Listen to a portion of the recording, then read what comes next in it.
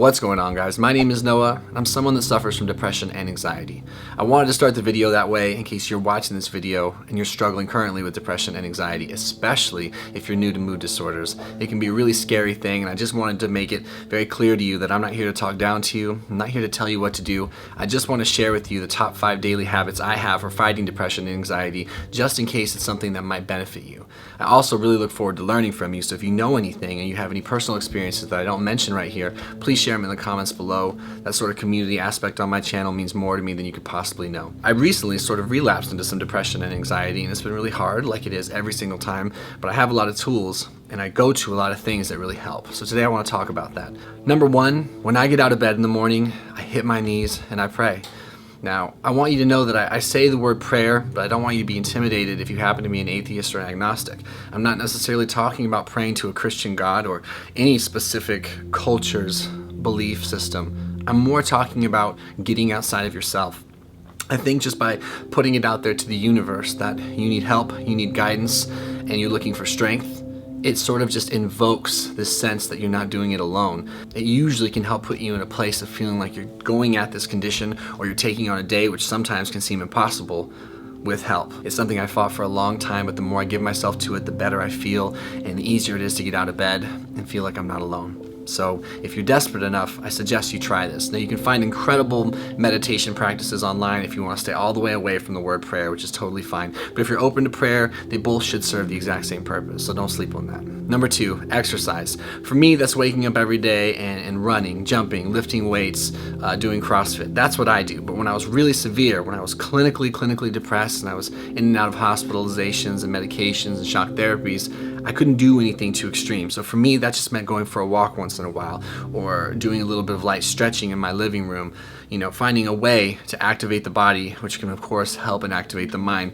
Everybody by now knows the science behind exercise and depression and how we release endorphins that can really help us through that. So it's just a matter of finding something you can feel comfortable doing every single day, no matter what. A lot of people also rely on motivation to get something like that done, but you don't need to be motivated to get it done so long as you believe in the act in which you're doing. In other words, if you know it's good for you, just take your feet and let your brain follow. Number 3, being social every single day, which is probably one of the most mind-numbing aspects of being depressed, is you don't want to be social. I don't want to see anyone. I want to isolate. I want to be alone because it's uncomfortable. And I don't want people to see my discomfort, and I don't want to have to fake it. But there is something to be said about being around people and forcing yourself to be social anyway. I usually recommend people you're already comfortable and close with. I'm not like telling you to go into a giant party with people you don't know. But when I'm around people that know me, that love me, that care about me, and I know them, it seems to bring out a better version of me even when I'm severely depressed. It seems to bring out some light in me that I thought was completely dim, and certainly something I can't tap into when I'm by myself.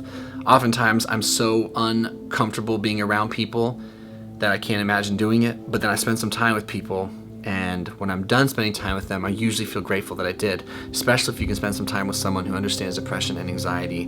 That makes a big difference. So don't listen to that voice that tells you to be alone. Force yourself. Your survival could depend on that social aspect of your recovery. Number 4, I try to eat as healthy as I possibly can. I'm not here to preach to you about what diet you should or shouldn't have, but most people can agree that diets high in processed foods, simple carbohydrates, and added sugars typically are not very good. Find some form of diet that you can stick to, because that's something you can control, and that's something that has always been impressed upon me, is to control what I can. There's this book by Trudy Scott called The Anti-Anxiety Food Mood Solution: How the Foods You Eat Can Help You Calm Your Anxious Mind, Improve Your Mood, and End Cravings. It's a book I'm reading, and it's also a book that I'm following pretty carefully with my diet, and I have to say it's made a pretty big difference. It's natural to want to eat to comfort yourself. I did it for a long time. But it's a downward spiral, and it begets itself because it sort of adds more problems than it does fix. That temporary relief we get from the foods that we love, like ice creams and donuts and pasta and carbs and things like that, it's fleeting. And so the idea is to have some long-term stability and keep the mind as even as we possibly can. So figure out a form of diet that you can stick to. Number 5, every day I write a gratitude journal. A lot of people that are depressed don't feel grateful for shit. And naturally, when you're depressed, you're scanning the world for the negative. But what has been discovered and what has been documented about gratitude journals is that when we each day look for things we're grateful for, even if we just write down 5 things, it starts to sort of train our brains to scan the world for positive, which is really, really helpful when you're feeling really depressed. So sometimes I write the same things because I don't feel grateful for anything. I've had a long day of anxiety and depression. I've been hopeless. I've been spinning in my head. I felt fuzzy and foggy, and I felt like I can't move. But I'll make sure I write down something like, I'm grateful I have food today. I'm grateful I have a warm bed to sleep in. I'm grateful I have people that love me. And maybe I don't have anything new the next day, but I write it down anyway. And then maybe you have a slightly better day and you write down a few more things. But no matter how bad your day is, you write down some things that you're grateful for. It seems weird to write down things you're grateful for when you're feeling so hopeless, and maybe you're feeling sorry for yourself like I sometimes do. So I do it like my life depended on it, and I've gotten really good at it. There's an app on my phone called the 5-Minute Mood Journal. There are lots of apps you can find for your phone for gratitude journaling if you don't want to put pen to paper, which is another option. I still recommend writing it down, but take a look at some of those apps and see if maybe some of them would be useful to you. Anyway, thank you for watching. I hope that some of the things I've talked about in this video might be of service to you.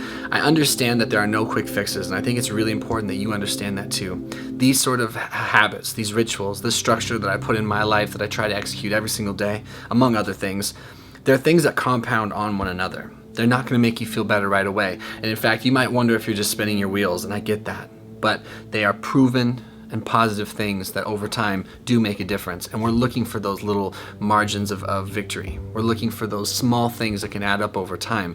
Mood disorder, it's usually a long haul. It's a marathon. You can't take a sprinter's mentality towards it. Some people get really excited and really motivated for a little moment.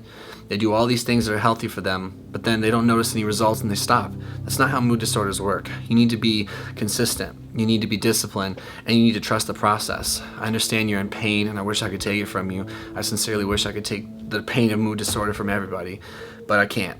And it's up to you to fight for yourself, among others that are going to be in your support team, which you need to go find.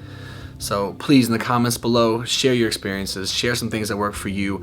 I've learned more from you guys than I can ever possibly imagine. Right now, I'm in the midst of a pretty bad 3-week crash, and I find myself wanting just to cry and talk about my discomfort and my pain and not be of service. But making these videos is something I can do to feel like I can still make a difference and give back. And so please, share with me anything you know. Know that I'm grateful for your time, and I hope you feel better soon. And if you happen to be doing well, I hope you're staying grateful for that even feeling, that wellness. We'll see you guys in the next video. My name is Noah. Take care, guys.